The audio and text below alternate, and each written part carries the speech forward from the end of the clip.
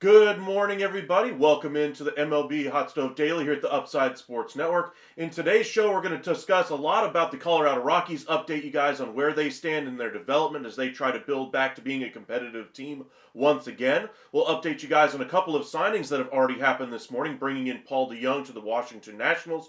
The Rangers bring back a former closer in Joe Barlow. Back into the organization on a minor league deal as well. And Juan Soto brings his bat to spring training for the New York Mets, makes his debut there. That and much more ahead next here at the Upside.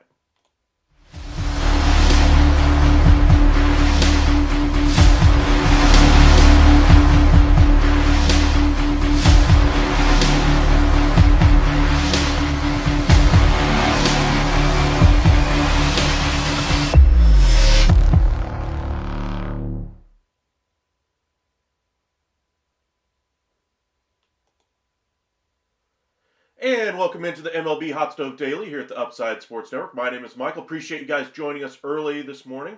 We'll get into some of the headlines first and foremost, the two signings that I just mentioned. First, the Nationals bring in Paul DeJong on a one-year deal, relatively low salary there as well. This, I think, removes the possibility of them going after Jose Iglesias, who had also been connected to that team for a period of time. But I think this is the veteran bench bat that they're really looking for here. Maybe he takes a more significant role as the year goes along due to injury. But for right now, I think it's more of an insurance policy for the team. Kind of have some more productive MLB level at bats, because this is a team that is on the rise with the Washington Nationals. So we'll have to see what this team looks like in a year. But right now, they are looking pretty good. Remember yesterday they had the arbitration case against Nathaniel Lowe. Nationals winning that case against Lowe. But the long-term future of the Nationals is what's important here, is they keep that powder dry for years to come. They're going to go after many free agents next year. I wouldn't be surprised if they landed a couple of them. Remember, they have a very good working relationship with Scott Boras, and when he controls a lot of the top talent in the game, that's a good relationship to foster there. So, Nationals, I think this is kind of be a growth year for them. They have some guys that are going to start the season on the injured list. I think they're going to be out for the majority of the year. A couple of the big names that they brought in via trade of their last competitive team, the Max Scherzers, the Trey Turners, the Juan Sotos of the world, they traded away those pieces, kind of enter a quick rebuild phase, and they got some really premium assets out of it. they're looking to have those pieces ready on the team, ready to go for next season, and then supplement that roster the rest of the way. Second move of the morning anyway, Joe Barlow is back with the Texas Rangers. I think this is very much a depth signing for them more than anything else. I do not expect him to break camp with the Rangers, but the Rangers are still in need of some relief pitching. They are still looking for some more closers, guys who at least have experience in that department, and Barlow certainly fits that category for them. Like I said, I'm not expecting him to break camp, but if he sticks in the minor leagues, maybe he'd be on the big league roster at some point, say May or June. This is a team that's looking for another closer. Even after the signing of Joe Barlow, it is said that they're still scouring the market for other upgrades that they can make to this roster, as many teams are. They would love to get all these guys on minor league deals with non-roster invitees to spring training. They would love to do that, but some of the bigger names out there, like David Robertson, among others, that have some closing experience, Kyle Finnegan as well, would be another name to kind of keep in mind there. So there was some rumors as far as Finnegan yesterday to the Washington Nationals. I wouldn't be surprised if we saw that one come to fruition. And then, of course, we saw Juan Soto make his debut today with the New York Mets. He showed up to spring training today. Let me pull up the video for you guys in case you guys need your spring training fix. So this is the Mike Puma anyway, had posted the video of him taking batting practice today. And I don't think it's going to load for some reason. There it goes. There's Juan Soto taking his first swings as a New York Met in the batting cage. Him showing up for batting practice. And then, of course, Houston and Josh Hader getting their acquaintances done here in spring training. But welcome in, Sarah. Welcome in, Brad, Holly, Verlis. Appreciate all you guys joining us early on a Sunday morning. Decided to do our live early today in case I'm unable to do so later. I told you guys I'd do one every single day to keep you guys updated on all the latest from MLB's Hot Stove. And that's exactly what we're going to do here. With any luck, we'll be able to do our live later this evening as well. But we'll see what ultimately happens. But today, we're going to discuss a couple of the headlines that we saw, like I just mentioned. And then we're going to get into the Colorado Rockies. So make sure you guys hit that like and subscribe. Follow us on X at UpsideAscend. And on Facebook at Upside Sports Network. Sarah, it looks like my Cardinals keeping Arenado at this point I'm fine with. That's kind of where I wanted to go next, Sarah. So let's discuss Nolan Arenado. Arenado was looking to be traded pretty much since the end of last year. Basically has his no trade that he could or could not accept a trade to certain destinations. One trade was worked out with the Houston Astros, with the Cardinals retaining about $15 million of his salary. Arenado ultimately nixed that, and then quickly Houston pivoted to making the deal for bringing in Paredes and then signing Christian Walker. So they kind of filled the holes that he would have filled on this roster already. Houston no longer remains an option. Early this offseason, Arenado basically let it be known that he would love to be a member of the Los Angeles Dodgers. Dodgers, meanwhile, said, nope, we don't have the money, we don't have the roster flexibility. Of course, the Dodgers have since spent a ton more money and filled a ton more roster spots on that in that lineup, and there's no longer a real fit for him on that roster. I don't think they really want to add him because I don't think he's a huge upgrade over what they currently have on that roster, and so I think he's going to have to find a different destination. Around the turn of the year anyway, there was rumors about the New York Yankees, how he'd love to go to New York. New York doesn't have the budget either to bring him in. They said that they were going to have the Cardinals eat a lot of the salary for Arenado and take Marcus Stroman. That was never going to happen. Interesting notes on Stroman we'll get to here in just a moment. But unless the Yankees find a way for the Cardinals to eat almost the entirety of the salary for Arenado, or find somebody to take the salary of Stroman and still have the Cardinals eat a significant portion of that salary, it's just not going to work. The Yankees really haven't discussed it seriously since the turn of the year anyway, and I don't think it's going to happen there. The Boston Red Sox were the most recent rumors, and that he would be willing to go play in Boston. But that was before, of course, they added Alex Bregman. That hole is now filled up. They are no longer interested in a player of his caliber or what his skill set is to a team. So scratch off the Boston Red Sox. Then after everybody kind of stepped back from the table, the Cardinals said, hey, look, we're getting close to spring training. We need to get this guy off our roster. So what can we do to offload Nolan Arenado? So the Cardinals were the ones to re-engage with the Boston Red Sox. They were the ones to re-engage with the New York Yankees and to re-engage with the Los Angeles Dodgers. Sounds like they would have been willing to eat a significant portion of the salary, but even then, Boston went ahead and made the decision for Alex Bregman, take them off the list.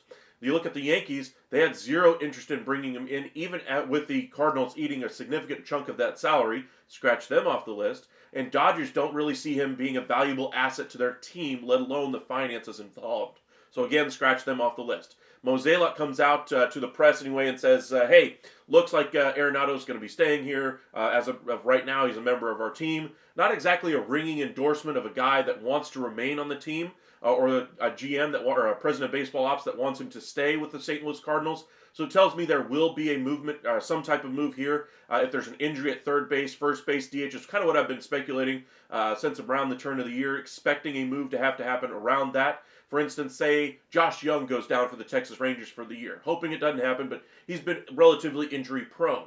If they were looking for a fill-in option at third base, they have a couple of in-house options. But if they want to go after Nolan Arenado, a player that they've been connected to in the past, maybe they go that route. Say if you're the Seattle Mariners and you're looking to upgrade this offense, you realize the offseason you didn't do enough to get this job done, and so you decide to call the St. Louis Cardinals and say, hey, what would it take to get the deal done? Maybe there'd be a fit there. The Giants, I don't think, are much of a home, but I've heard a couple of rumblings about them kind of moving him around the diamond, possibly being a fit there. I don't think that that's going to be a natural one, so I think that's a very much of a long shot. A couple of the rumors that I heard were saying that the Giants would be a good option for him. I just don't see it. The Padres are a team that's looking to make some moves. I don't think they're looking to bring on salary, though, so I don't see that one as a fit. Until we see a team really have an injury at first, third, or DH, I don't think we'll see Arenado be moved. Unless, of course, a team gets into spring training and says, hey, what we have here at third, first, or DH isn't enough, and then we need to make a move for Arenado. I think that's really the holdup here. We'll have to see where he goes. I do think he will be traded at some point, either before the season or in the first couple of months of the year. Arenado spoke to the media today, basically relaying his situation, we'll call it. He didn't necessarily say he was unhappy, but you could tell by the way he was phrasing everything, he was very disappointed to still be on this Cardinals roster, which, when you're having a whole bunch of young guys in this clubhouse, you don't exactly want a disgruntled veteran player that players are going to look up to, see that disgruntled guy and be like, I wonder when it comes to my turn here in St. Louis if I'm going to be able to be getting what I need from this organization. Some big questions there going forward for the Cardinals, what they're going to do with Arenado. There's not really a home for him on this roster. They're trying to go the youth movement there, and I would expect them to try to, take pennies on the dollar if that's what it takes to get him off of this roster at this point. Not saying that that would be their preferred option, but it sounds like what the route they may ultimately have to go if they're looking to move him early this season. Sarah, my Yankees in the AL should be good. Yes, they will. They're right up there at the top of the American League East. I think the Red Sox, with the addition of Alex Bregman, have vaulted themselves right into that same category. I think the Guardians took a little bit of the Orioles. The Orioles took a little bit of a step back with their rotation. They don't have a number one, but once they do add one, I think they'll be just fine in October. All right. Welcome in. Al, welcome in. Appreciate you joining us once again. Chester, welcome back. Any Yankees news? Not too much. We'll dig in on the Yankees here in the next couple of days as far as their spring training video, their update for the 2025 season. So be sure to hit that like and subscribe for that, and turn on your notifications so when we do post that New York Yankees 2025 season preview, you guys will be able to catch that one. So appreciate you guys. Sarah, I can't stand Mozeliak. Glad he is gone after this year. I'll say he's had a good run with St. Louis. I think his time has kind of run its course. So I can kind of see how he might have rubbed some Cardinals fans the wrong way towards the end of his tenure there. But one of the better executives that we've seen over the last 20, 25 years was John Mozeliak. I just think it's time for some fresh ideas coming into that clubhouse or coming into that front office. And I think Mozeliak's going to have to go out the door in order for that to happen. So, welcome in, Chester. What's up? Nothing too much. Just having some fun discussing some baseball on a Sunday morning. Hopefully we'll be able to do some of the early Sunday morning games like we did at the beginning parts of last year. In case you guys are curious what the plan is going forward once we get to the regular season, we're still going to do our update videos every single night for you guys. So, guys, make sure you guys tune in for that to keep you up to date on all the latest rumors, headlines, injuries, projections, roster changes, rotations, all that kind of stuff. We're going to keep you guys updated. We are not a highlight show. I will say that. So if you're looking for highlights, I'd be more than happy to refer you to MLB Network. We're going to discuss the upside. What's going to happen next? What's the rotation going to look like? What is next for the bullpen? What is this roster going to do? That's what we'll still be doing for you guys. So every single day we'll keep you guys updated on all those things. Now, once we get to the regular season, we're going to get into some live streams. We're going to do some play-by-play of some games, have a nice little chat with you guys while we watch. Of course, we're not going to have the game on the screen or anything like that, but we will be discussing, actual games, covering the game as they happen in real time. Getting into the news of the day, going over some trade talks as well. And of course, we'll still cover a little bit of the other leagues as well, the NBA, NFL, and the NHL as well. Four Nations tournament, by the way, was off the hook last night. U.S. versus Canada. If you didn't watch it, you missed out on something special. But we'll touch on a little bit of those throughout the year. But primarily be focusing on baseball for the foreseeable future. We've got quite a good baseball following, and I want to kind of reward that audience that helped us grow to where we are now, and kind of keep going with that content. So I appreciate you guys' reception and enjoying this content, and we'll keep it going for you guys. As far as the season goes, we have a couple of different formats that we're going to be changing up. Yes, we'll still be doing our live every single evening. We're going to be posting a couple of long format videos. I got some new software that we're going to be testing out over the next couple weeks, so bear with me as I kind of work out the kinks of it. But we'll be taking some of the portions of our live stream for those of you who do not catch it and be putting it into shorter, long-form videos anyway that you guys might want to check out. So for instance, say the Chicago Cubs season preview that we did on Thursday night. If you guys missed that video, but you're a huge Chicago Cubs fan, if you don't have time to watch the full hour-long live that we do, I'll try to shorten that down to just the Chicago Cubs portion of the season preview and kind of get that video out for you guys. We'll also be having a couple of shorts coming out every day. That'll be starting on Monday, so be prepared for those. Kind of keeping you guys updated on all the latest transactions, the rumors, as they happen, rather than waiting until the end of the day to discuss those. So we're going to keep you guys updated as much as we possibly can. Now, are we going to be flooding your phone with notifications? No, we're not going to do that kind of a thing. We're not that kind of a channel that posts, something every 10 minutes. We're not that channel. So if you're worried about getting too many notifications, don't worry. We're not going to blow up your phone like that. But if there's something that's newsworthy that we think is important for you guys to know, if there's any rumor that you guys need to hear that actually has legs or that actually is factual, we will relay that information to you guys and keep you guys updated. We're not going to sit there and some podcast that nobody ever heard of that doesn't have any actual sources says that Aaron Judge is going to be traded to the Miami Marlins. We ain't going to give you that kind of crap. So don't worry about it. We'll keep you guys updated on all the actual information. MLB Network used to do a really good job of this and kind of saw a void here in the baseball landscape for what the MLB Network used to provide. In the offseason, they used to have all these great shows. The Hot Stove used to be more of an informative show. You'd be updated all the time from different actual reporters on the game, the rumors, all those things. Now it's more of a glorified, game show at this point, with a highlight show at the end of the day. A whole bunch of veteran guys. Great on them for being a great major league player, but they don't really discuss any of the actual news in baseball anymore. They're very reactionary. They don't actually look towards the upside. They don't turn the page. They don't look at the next thing that's going to happen. Sure, that Paul DeJong was signed to a one-year deal today. What does that mean? That means they kept their powder dry for next season, that they're going to spend big next year, that they're going to have a roster hole when Paul DeJong leaves, that they can fill it with a big free agent next year if they so choose. This is a year that they're going to try to keep their talent level up. That way they don't have any drop-off from those minor leaguers coming up, and have some professional at-bats, some good veterans in that clubhouse to learn from there for that young Washington Nationals team, and they're going to try to build from there. Again, we look at the upside here at the Upside Sports Network, so make sure you guys hit that like and subscribe, and like I said, we're going to keep you guys updated throughout the year on all the latest from MLB. So, one last thing I wanted to touch on here is that we are going to do an actual game at some point later this year. I'm not sure where, not sure when, but when we get more details on that, we'll probably do a game, probably the Texas Rangers, and whatever team you guys, what I'm leaning towards is whatever you guys vote for is the game that we'll ultimately do. So that'll probably be later on this year, probably in July or August if I had to guess. And we'll probably have you guys join us at the game, kind of watch the game together. Just enjoy, having fun as a community, talking some baseball, and just hanging out with some good friends. So you guys have made this very enjoyable, covering Major League Baseball and covering sports in general for the past 3+ years that I've been doing this now, and really gained a lot of followers over the last 6 months, ever since we really started following really around the trade deadline, and then at the winter meetings this year. You guys really have made this channel grow, and I want to thank you guys and just enjoy some time with you guys. So it's been a lot of fun. So without further ado, let's get into the 2025 season preview for the Colorado Rockies.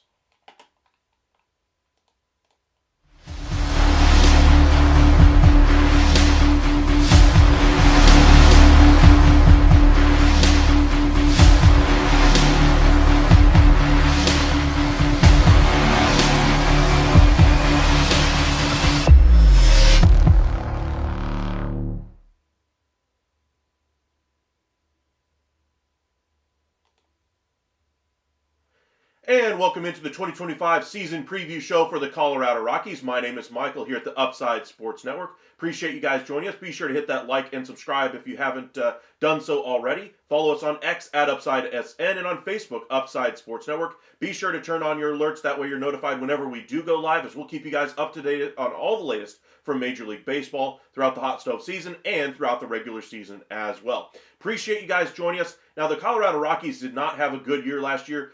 They haven't had a good year in a while now. Their prospect pool that they really continue to try to churn out over the last decade or so has kind of started to run a little bit dry. They haven't necessarily gotten as good a production out of it. I don't necessarily think it's a product of the players that they're drafting, more so as their process as well. We'll get into a little bit of that here in just a little bit. Let's go ahead and head over to X and let's look at the standings and just look at where they finished last year. On the National League side of things, they finished dead last. 61 losses. Or 61 wins anyway, and 101 losses. Not a great season. Even with the injury-plagued Miami Marlins, they finished above them. Things are not looking good for the Colorado Rockies. They finished 28 games out of the final wild card spot. They are no closer to getting to the wild card this year than they were last year. So let's go ahead and look at the roster here. So looking at the lineup, they got a lot of young guys here. As you can see, their service time, the only veterans that they really have, Ryan McMahon, Chris Bryant. They have a couple of catcher at the back end here with 6 years of service time. But other than that, guys in their mid-20s essentially is what they're trotting out there, and not too many accomplished guys here. So they're projecting a lineup with Brenton Doyle, Ezekiel Tovar, Ryan McMahon, Chris Bryant, Michael Toglia.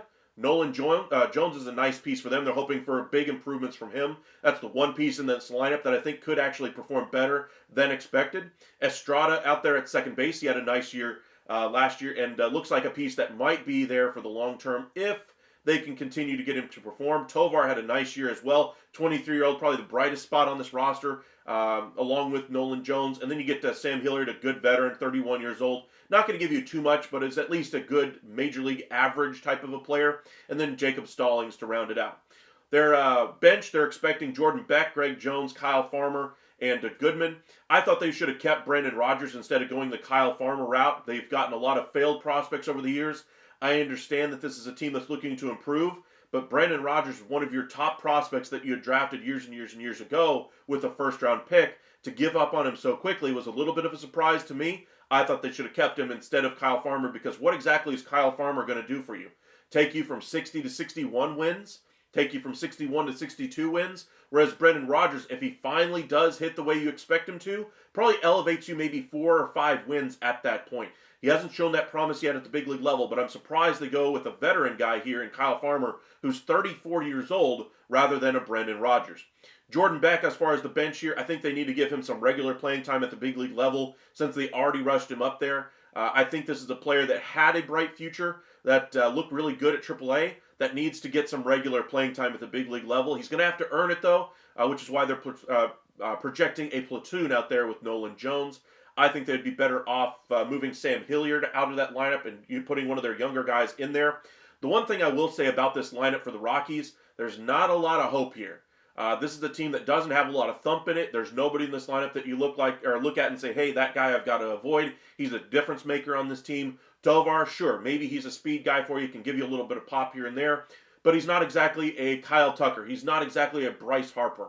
They have nobody of that ilk on this roster. And you look at Chris Bryant, he was supposed to be that guy here. He was supposed to be the aircraft carrier. He was supposed to be the engine of this offense. He's been injured and underperformed ever since he's gotten there to Colorado, and I'm surprised they have him hitting as high in this projected lineup as they do.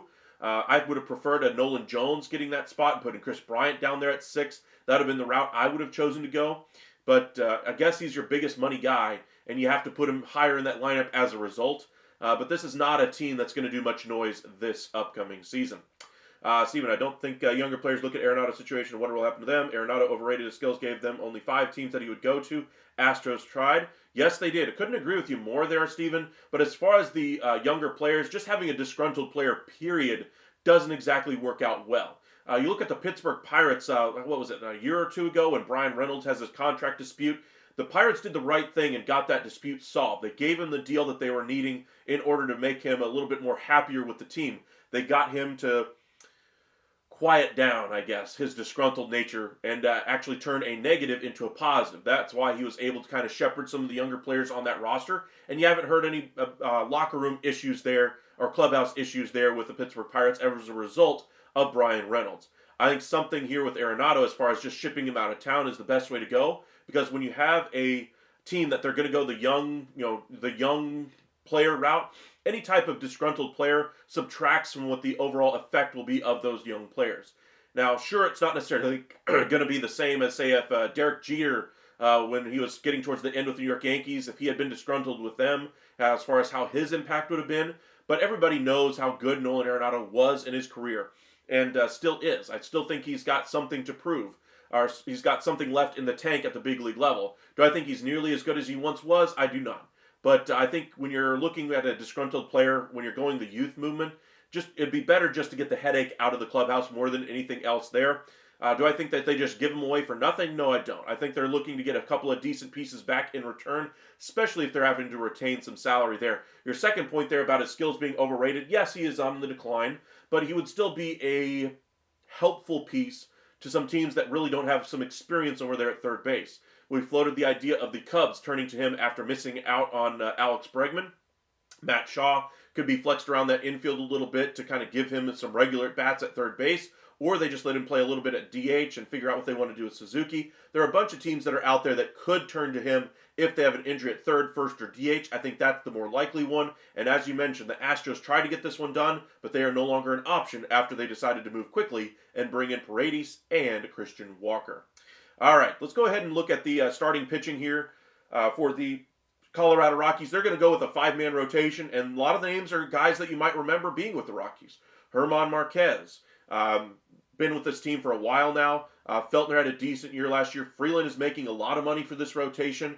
Sensatella is kind of working his way back as well from injury. We'll see how he performs and so forth. And Gomber had a decent year as well. This is not exactly a lights-out starting rotation. This is a rotation that is not exactly going to do anything great. You look at their projections this year, the highest WAR is German Marquez at 2.1.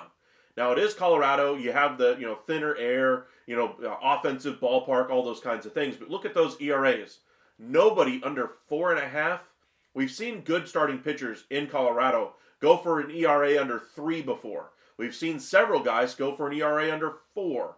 4.5 seems like at least a decent starting point for at least one starting pitcher. But their best starter projections, German Marquez at 4.67. This is not a rotation that inspires a lot of confidence. So again, this is not a team that's going to do much this year. You look at their pieces that they have coming. The one big prospect they have coming is Chase Dollander. He is going to be a great starting pitcher. He looks phenomenal as far as his development goes. I wonder how he performs once he gets to Colorado. That'll be the big thing for him, but he's going to be a little bit of ways away. I would expect at the earliest he's up there by the end of the season, maybe early next year. But this is a team that needs to start building for the future. Now, the one thing I will say with this team is that they really haven't developed their prospects as well as I would have liked. Their process is not there. They're rushing people to the big leagues like the Angels did in the last couple of years of Shohei Ohtani's run. It's not exactly working out, and they need to give themselves some time. Get some major league guys at the big league level, just some veterans, 1 year, $2 million deal. Not cut these guys before their prospect status is gone like a Brendan Rodgers. Keep those guys on the roster a little bit longer rather than saying, it's not going to work. Let's go with these other options instead. That's not what they need to be doing. They need to deal with the tough years that you're going to have right now. Realize that you're a 60-win ball club right now. And stop trying to say, hey, if we go from 60 to 65, next year we go to 65 to 70. Don't think like that. Think about purely getting those prospects to perform. That's the way they need to really be going about this, and they haven't really done so. Welcome in, Lucas. Haven't been here in a while because I haven't had no willpower to wake up early anymore. Nah, you're good, Lucas. You're just fine.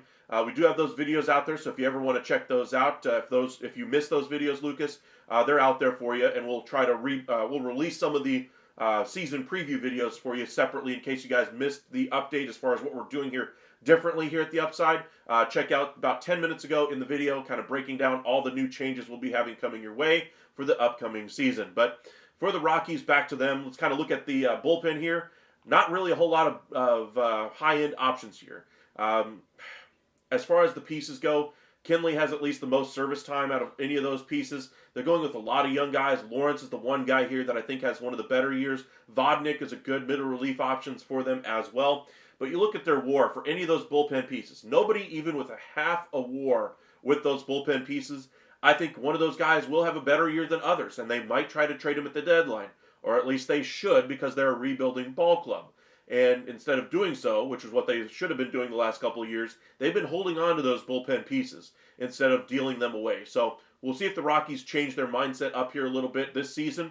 But this is a team that I think needs a different direction at the top. I think this is a team that needs a change at manager. And I understand they haven't been drafting as well as, or at least haven't been getting as good of results out of their draft as they would like. But I think this is entirely on that front office and coaching staff for having those high-end pieces ultimately flame out. This is supposed to be a very good offensive ball club because they're in a very good offensive ballpark. And yet they still struggle to get nearly as many runs as they should be with as much talent as they've had. They've not really proven, or they haven't gotten the most out of their talent like they should have. Zach Veen, for instance, they're pushing him along and pushing and pushing and pushing. This is a guy that needs more time in the minor leagues. And instead of pushing him as hard as they did, I think they should have given him more time at Double-A, at Single-A, instead of forcing him all the way up to Triple-A.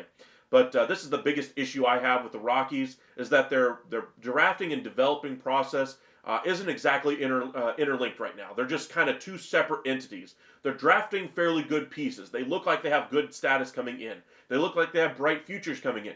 But then they get into the Rockies organization, and what happens with all these prospects? They're shoving them up the system as quickly as they possibly can because they have no talent at the major league level.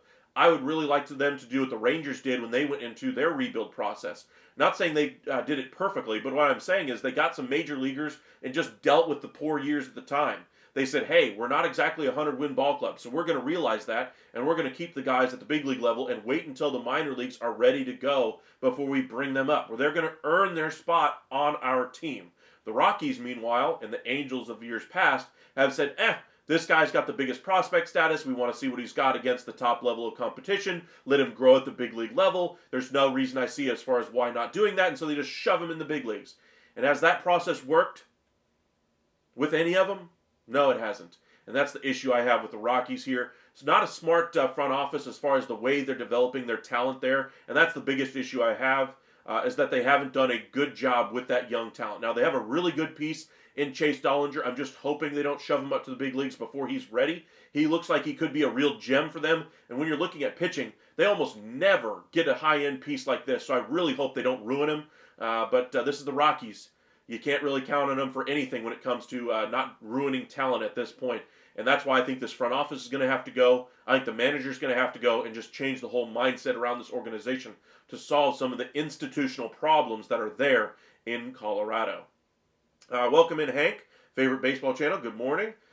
No matter what, there's always an upside, Sports Network. Thank you, Hank. Appreciate you joining us. Let's go ahead and look at some of the payroll concerns for the Rockies. Looking at their biggest payroll pieces, they have Chris Bryant at $27 million. Ouch. Kyle Freeland, $16 million this year, $16 million next year, $17 vesting option the following year. Ouch. McMahon, they got signed for a decent period of time. I thought they should have traded him a little bit ago. I think they could have gotten a fair penny for him at that point, but I don't think they're going to get a good return on him at this point. Sensatella, if he proves that he's able to pitch to an under 4.5 ERA again, maybe they can deal him at the deadline. Herman Marquez is set to be a free agent after this year. Look for an extension there with Colorado because they like to extend players like him, or see him hit the free agent market next year. Who knows what his market will be because, again, he's a Colorado Rockies pitcher. How good or how bad is he going to be once he's out of Colorado? Outside of that, not a whole lot of budget here for a lot of these guys. A lot of mutual options that ultimately will be declined, etc. But the top-end talent here, or the top-end budget that they've already spent on Bryant, on Freeland, on McMahon, not exactly the right investments as far as I'm concerned. McMahon, I thought, should have been traded to the New York Yankees or another team that was looking to bring him in and get in a few prospects to the system, because this is not a team that's ready to win now, and McMahon is not going to be there when they are ready to win. Look at the ages of these guys that they're paying the money to. Bryant, he obviously isn't part of the solution. Freeland, he's been up and down as far as with his time with the Colorado Rockies, but that money is just a huge miss as far as what they're spending on him. If he has any decent start to the year, I would look to offload that salary as well. And then McMahon, we just talked about as well. If you can get a couple of decent prospects for him, I would trade him as well. And then the two starters there, Sensatella and Marquez. Outside of that, I don't think they'll be trading anybody. Maybe Kyle Farmer could be a bench bat for somebody at the trade deadline, but this is a team that needs to go about the draft and development process a lot better than what they have been, and just kind of churn over that major league roster as well. They got some good options in the minors that they're going to be going with as well at some point this year. We'll touch on a few of those. Jimmy Herget is one of those guys I think will be on the big league level at some point as well. But kind of looking at this salary table, they're at 144, excuse me, as far as their luxury tax. They're above that bottom level for the MLBPA, so they're not going to be in trouble with the Players Association as far as spending. But look at their luxury tax commitments. 144, 96, 69. This is a team that has a lot of financial flexibility here in the coming years, especially once they get rid of that Chris Bryant deal. So we'll see what the Rockies do in 2025. I think they're probably going to be destined for last, not just in their division, but last in the entire league. I'm going to go ahead and firmly plant my flag on saying that they finish last in that NL West division. Let's go ahead and check on a couple of the prospects, just to kind of show you where the Rockies are going. This is what they had going into 24. Condon did not perform well last year. He's seen his prospect status drop anyway. Zach Veen has struggled in his most recent stops as well. But this was their prospect rankings in 24. Dollander is pretty much still in the same spot. Amador, I think, is another player that they rushed up to the big league level. He was hitting about 230 in the minors. They still called him up to the major leagues at the end of the year last year. Did not like that move for them. So looking at their prospect rankings for 25, let me pull up their top 100 and see how many Rockies are in there. They only have the two, Dollander and Condon. Looking at the numbers here, he only hit 180 in a high A ball. Condon was a first-round pick last year, number 3 overall, and has struggled to adapt so far. But we'll see how he performs. Looking at the 24 season to show you how many guys they had in the top 100, Amador is one guy that was in the top 100 at 28. He's seen his prospect status really drop. And like I was saying, look at how they really rushed these guys up to the majors. He hit 171 in 10 games last year. Small sample size, I get it. But look at what brought him to the majors last year. In Double A anyway last year, he hit 230. 719 OPS in 100 games. That's not exactly a prospect that's ready for the big time, at the major league level. So why are we rushing him up to the big league level, jumping Triple A, or just getting a solid footing at Double A first before we rush him up to big leagues? I get it. You want to give him a taste of the big leagues, get him adapted to it a little bit, then start the next year and go hit the ground running. But this is a player that wasn't ready for that step even.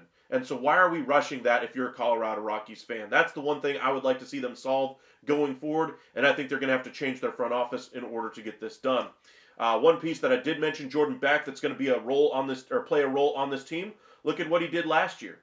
Played a little bit in rookie ball, only 3 games, but look at what he did in AAA. In 39 games, he hit 319, a 960 OPS. That's a really good piece that's ready for the big time. They call him up to the big leagues. He plays in 55 games, hits 188.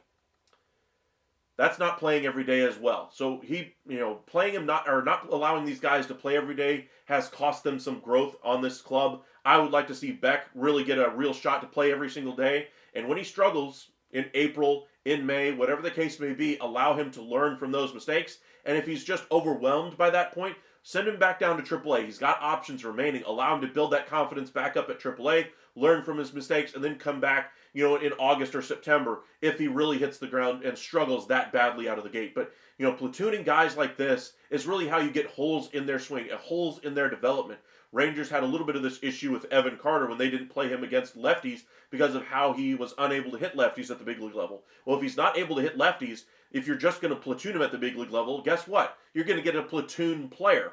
You build or you make what you create. So if your plan is to build a superstar player that's able to hand righties and lefties, you want him to play against righties and lefties. You don't just say, hey, he can't hit lefties now. Let's go ahead and have him as a righty-only type of piece. Then he becomes a platoon player. And that's the issue I see in development, especially here with Beck with the Rockies. All right. Hank, Al, welcome. He does do Yankees news. There are many Yankees fans here. Welcome. When will the Texas Rangers, the greatest baseball club of all time, get their preview? I don't know why we're doing all these previews for the season. Just give the Rangers the trophy. It's inevitable. That'd be awesome for those Rangers fans, but you got to play the game. I like watching baseball. I'm not just a fan of the Rangers. I like watching, baseball being played. I like seeing, smart baseball decisions. I like seeing great players do great things on the field. I'll tune into a Braves Mets game in May. That's a lot of fun for me to watch. But the Rangers are my favorite team. You guys know that one. Of course, I'd love to see them win, but I like just watching some baseball games. It's not always about just your favorite team. So, that's why I like doing all these previews to give every team their due. Even a team like the Rockies, who I'm not expecting to do anything this year. They might finish as the worst record in all of baseball this year. But they deserve their due. They deserve, they worked their rear ends off to get to the big league level. They deserve to have their day in the sun. And Chase Dollinger is a really good piece that I think the Rockies really have a nice gem there. The Rangers, interestingly, almost drafted him in that COVID year. He would have been that next draft pick for them. They tried signing him out of free agency after the draft, ultimately went back into the draft the following year, and was drafted by the Rockies, now in Double-A at 23 years old. I think he'll be up at the big league level by the end of the year or early next season. But for the Rockies, I think he's where your hopes, dreams, and everything really lie in that starting staff. Rangers fans, so it will be in depth. Can't wait. Absolutely. That Rangers live, I'm telling you, I got a lot of information. I'll be more than happy to let all you guys in on all of that. Rangers lead the way, sir. Agree. Greatest sports franchise of all time. They are pretty great. I think, except maybe the brand new ones, Rangers fans love baseball. It's a great fan base. I love them so much. I hear you, Hank. But like I'm saying, I like covering not just the Rangers. I like covering all teams. So I really enjoy covering all aspects of the game. What the Dodgers are doing, what the Pirates are doing, the Mariners.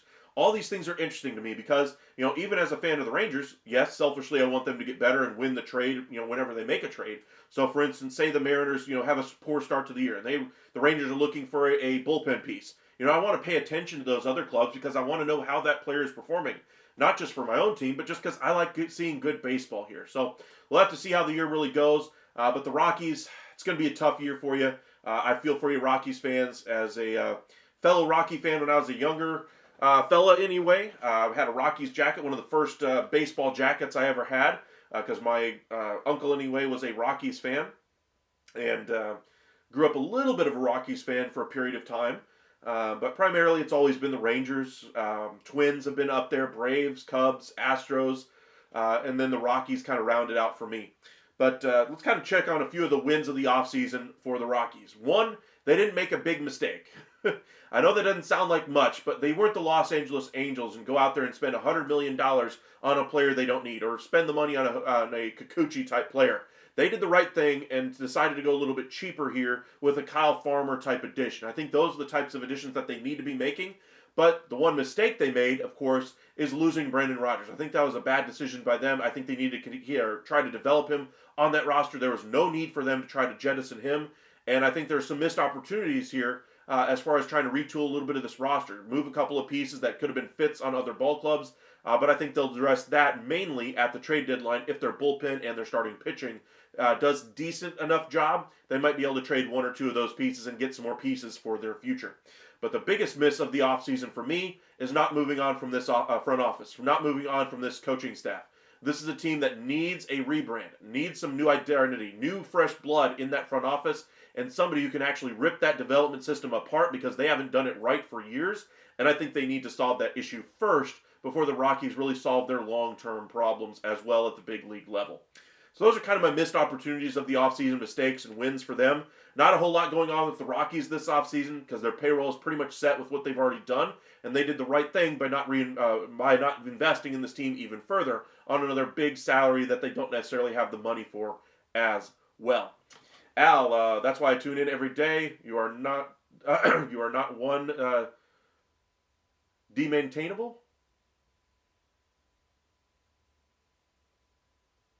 I might be missing that one out.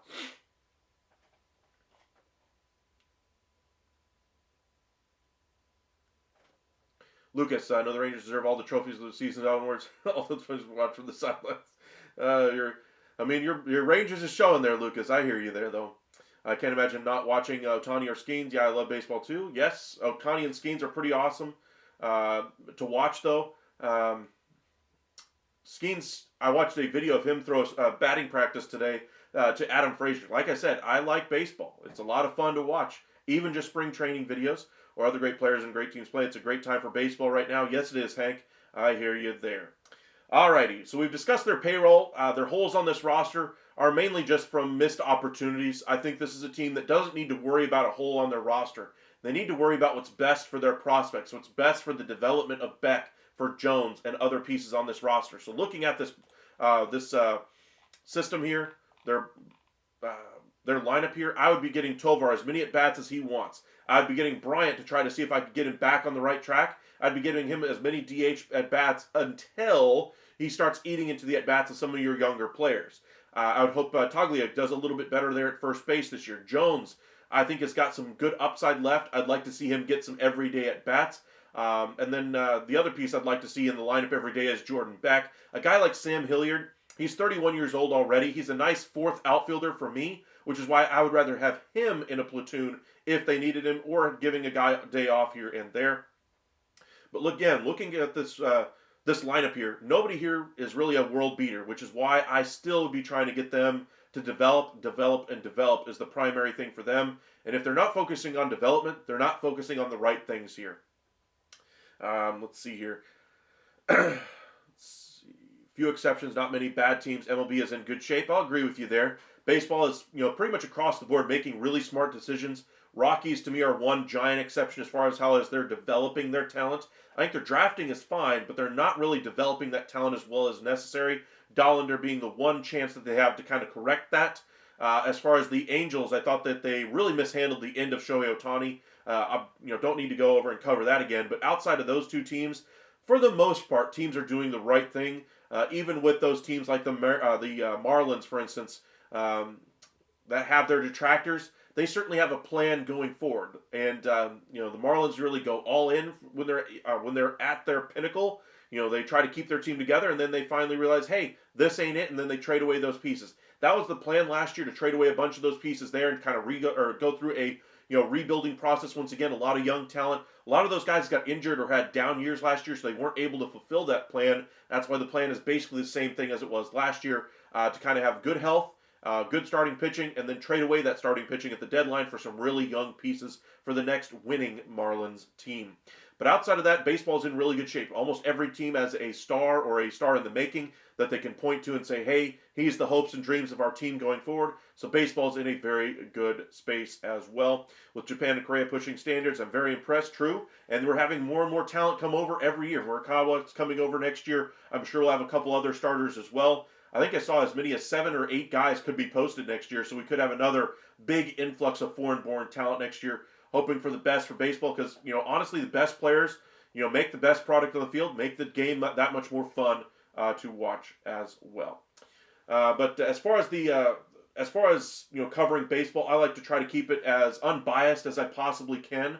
So I do try to tell you guys my own bias up front, that I am a Rangers fan. But I like covering the game entirely. I can even realize Houston did some really great things this offseason, but they still have a hole in that outfield. Rangers did a really great moves this offseason, but still have a hole in that starting staff as far as number of innings I think they're going to have out of that rotation. They need a little bit more depth as far as I'm concerned, and they didn't solve their closer spot, which is why they're still looking for another arm or 2 or 3 that they can add in on a non-roster invitee type of a deal or something along those lines. And not just talking about teams that I know very well, but teams in general, like the Tigers, are a team that I haven't really followed the entirety of my life. But since I've been doing the upside here, I've been covering them a lot more in depth. I know a lot more about their situation. I know a lot more about their history than I ever have been, and I try to keep that information up to you guys as well, or get that information out to you guys as well. So appreciate you guys joining us. Let's go ahead and do our breakdown for how the season is going to go for the Rockies. The 2025 season is not going to be a good one. I think your bright spots, best case scenario, is Nolan Jones really develops and kind of solidifies himself as an everyday player, an above average MLB player that might even get an all-star nod. McMahon, I think, could be an all-star type of nod. Tovar would be your other one there. Chris Bryant, I think just getting him healthy and getting at least solid production out of him would be a win there. I think Estrada is another nice piece that they have as well. But the season for me will be judged on the development of their young talent. Tovar, Beck, Jones, etc. And then deciding whether or not they trade some of these pieces at the deadline. So again, I'm going to say they finish around the 60 win threshold once again. I think they'll finish with one of the worst 2 or 3 records in the entire game. I think the White Sox are going to be a little bit better team than they were last year. I really like the addition that they made in their coaching staff with Will Venable. Meanwhile, the Rockies, I don't trust their development process, and that's why I think they're going to be finishing at the bottom, not just of the National League, but of the entire league as well. But this year is going to be judged as far as development, as far as I'm concerned. If Nolan Jones gets to be an all-star, I think there'd be a good chance that he would be available via trade. He only has 2 years of service time so far, so I think you could get a hefty package of pieces back in return for him if he was able to elevate his level of game to that level. McMahon, if he gets to, say, a 280 hitter, say he turns in a 3 or a 4 WAR season, I think you could get a very nice package for him. Stallings could be a nice defensive catcher for somebody at the trade deadline if somebody's looking for catching. They're beholden to none of these catchers as well. But as far as this team goes for 2025, I'm projecting last in the NL West, last in the National League, and I honestly think they're going to be last in the entire league as far as the overall record. As far as the playoffs, they're not going to touch them. Don't need to worry about those. Expectations for the roster, we went over kind of the what we're looking at for the lineup. As far as the rotation, I think you're hoping for solid years out of Marquez and Sensatella and see if you can trade both of those guys at the deadline. I think would be your best path forward along with the Gomber. All 3 of those guys are 30 years old or older. They are not going to be part of the next winning team for the Rockies, so why are we holding on to them? I think they could be a team that signs a couple of guys as far as non-roster invitees that ultimately take up some innings there. Think Cal Quantrill as far as the signing or the move to bring him in last year. Ultimately, he signed with the Marlins. He'll be traded at the deadline as well. If they can find somebody to take on the money of those guys, they absolutely should look into doing so. Freeland, I don't think he's going to be able to be traded with as much money as he has left on his deal. Bullpen, again, if they have a good option or 2, I think they'd be wise to move on from those guys as well. But as far as this team goes, I would look for them to sell at the deadline more than anything else. Off-season grade, I'm going to give them a C because they really didn't do much, but the best thing that they did do was they didn't screw it up. They didn't make a big money commitment to a player like Chris Bryant again, so that's got to be a positive for them as they didn't mess up their future here.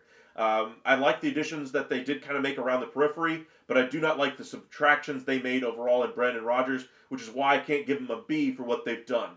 The Rockies are a team that's going to be struggling for a few more years, not just this year, not just next year, but the following year. This is not a team that's going to be competing in the NL West for a period of time. And look how talented that NL West is. Dodgers, Padres, Giants, Diamondbacks, all playoff bound or close to it. Meanwhile, the Rockies, pretty much a win day for all of those teams. So hopefully they can win 1 out of the 3 games whenever they face one of those teams. It's kind of the best case scenario for the Rockies. Otherwise, it's going to be a very long year for Rockies fans.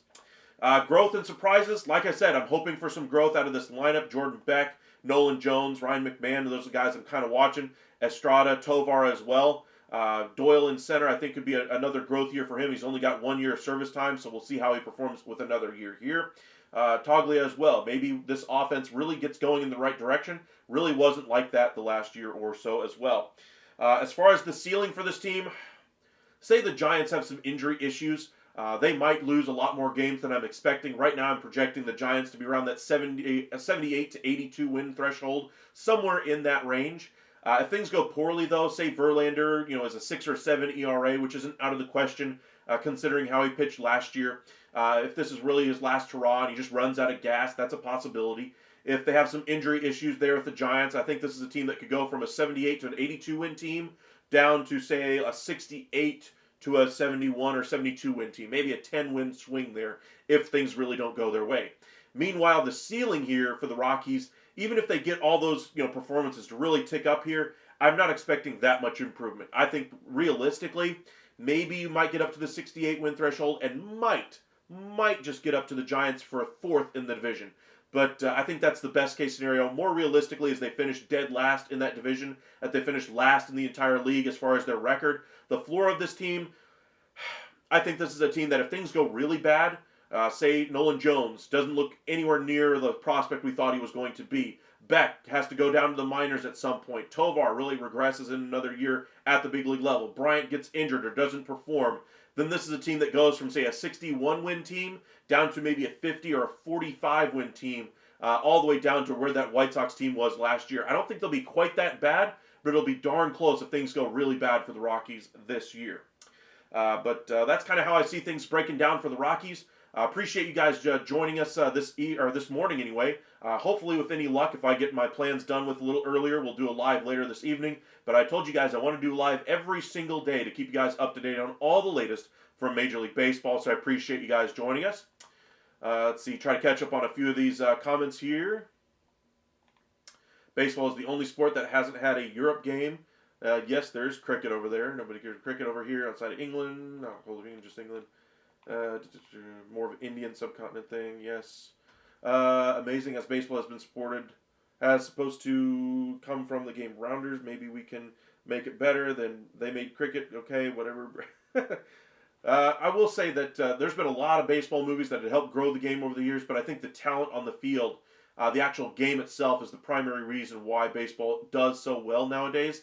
And the game is just a lot more fun to watch with a lot of these young guys coming up and proving how good they are on the field. A lot more speed, a lot more talent in the game than there ever has been, and I would like to see that continue.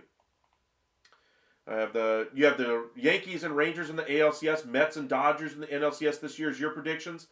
That's kind of my thoughts right now as well. I think the Red Sox are right there with the Yankees, though, after the moves they made. I want to see how they look in the first month of the season before I definitively say one way or the other. But I will give you my predictions before the start of the year. That way you guys can revisit them later on as well. On the NL side, I think the Dodgers are going to be right there for the NLCS. Mets, I think I already told you guys when we did their preview video yesterday that I have them getting to the NLCS as well. I don't understand. It is very confusing for those sports. It's very hard to watch here in the U.S. because it's not readily available for us to enjoy here as well. Alrighty, appreciate you guys joining us. Be sure to hit that like and subscribe. In case you guys missed our updates for the market today, we had a couple of signings already this morning. Paul DeJong to the Nats. Joe Barlow, former closer of the Rangers, goes back to Texas on a minor league deal, giving them some depth. Let's head over to X and just see if anything else is happening this morning. Juan Soto did show up for practice anyway. Spring training. That's a cool little drill. Throwing a big old workout or a gym ball at him for tags and so forth. With all their catchers.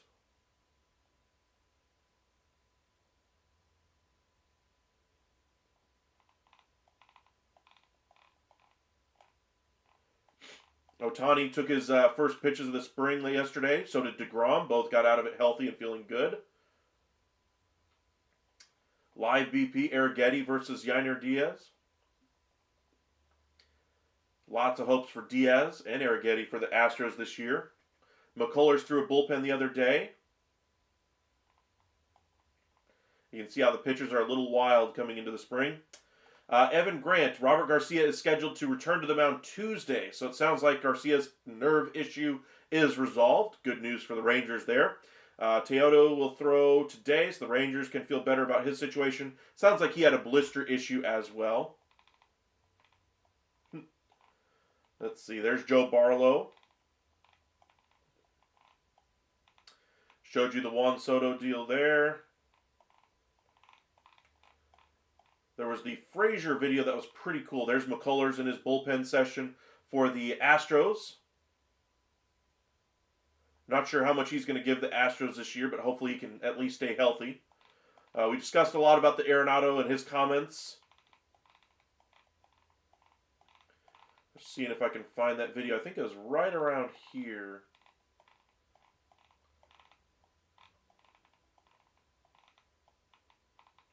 This is the live BP, Paul Skeens and Adam Frazier.